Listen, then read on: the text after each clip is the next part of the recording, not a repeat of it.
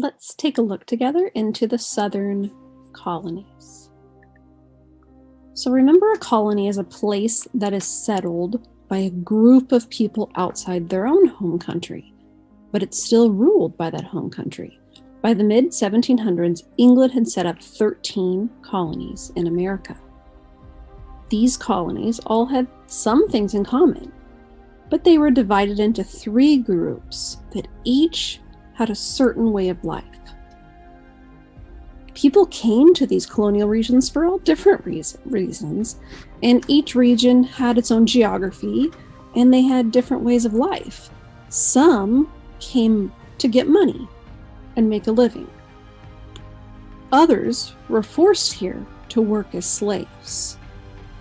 Slavery was expanded by European colonists who forced Africans to come to the Americas.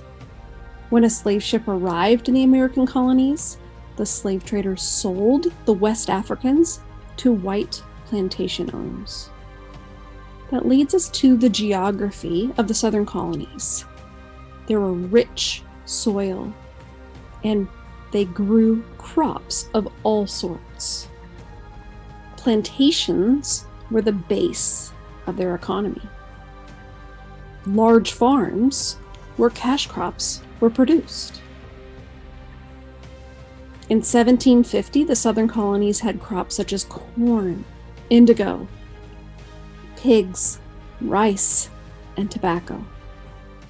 See, the plantations needed enslaved people to make money, and harm to them wasn't part of the equation. In the beginning, indentured servants worked in the fields together.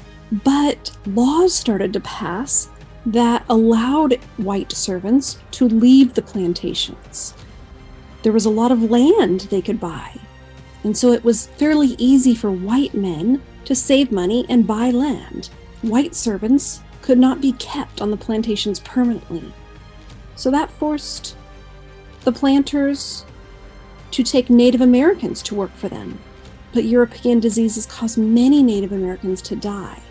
And those who did survive knew the country well enough to run away. By 1750, there were 235,000 enslaved Africans in America.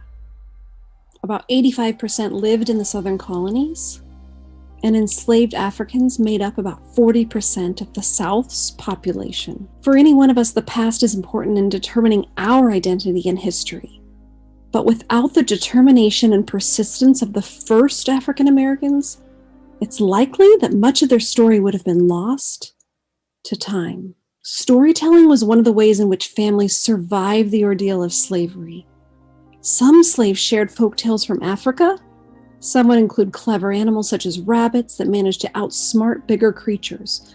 Other stories might warn of how dangerous and cruel the big beasts could be.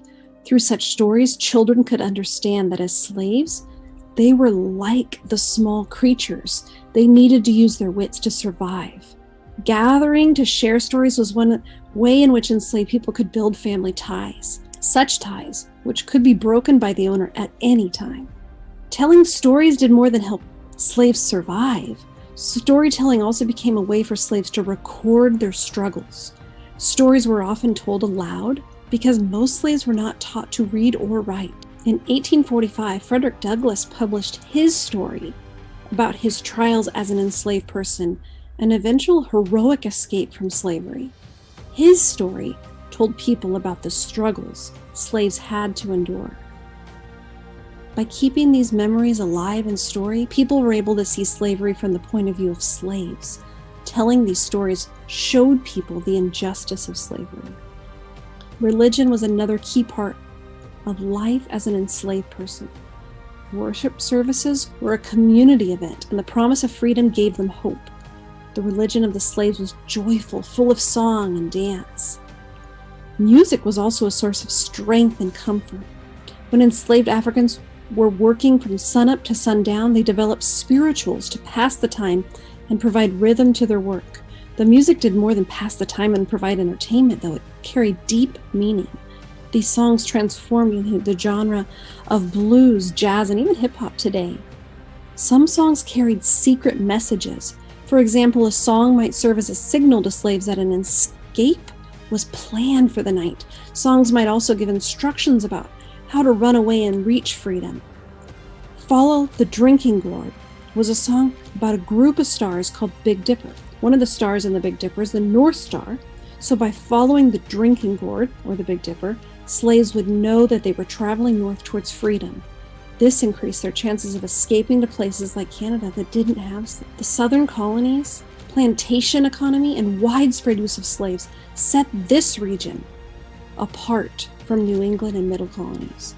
It's important to understand the fabric of American culture cannot exist without the contributions of honorable African Americans from America's dark past.